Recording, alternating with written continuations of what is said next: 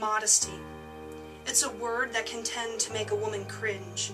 It's as if the very word can cause her social status to unhinge. This word invokes images of women in frumpy dresses, out of fashion and plain. They've been told, "You shall not cause your brothers to stumble by being vain." Other women imagine this scene and they immediately want to scream. Instead, they choose to turn a blind eye when it comes to the decency of what they buy.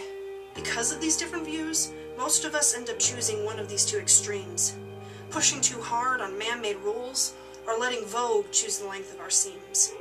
But today, I want to throw all of these stereotypes away, so I hope you listen carefully to what I'm about to say.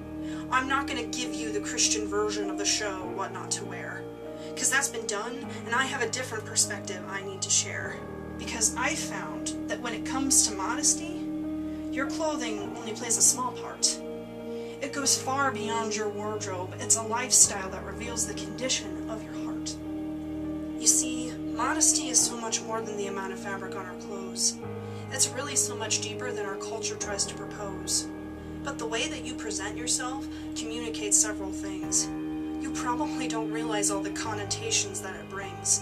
Because when you reveal more of yourself than you should, when you show off your body just because you could, you also reveal that your ego thrives on the approval of others and the attraction of men. And in the end, you prove that your worth and identity is found in them. Instead of just revealing your body, you also reveal the condition of your soul. And you prove that your attitude and self-esteem are not within your own control.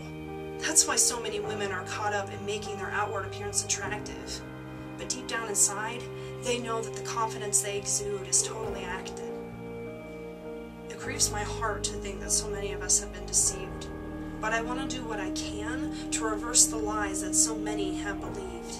Ladies, the truth is that your value is something no one on this earth can define. In fact, the one who defines your value and worth is divine.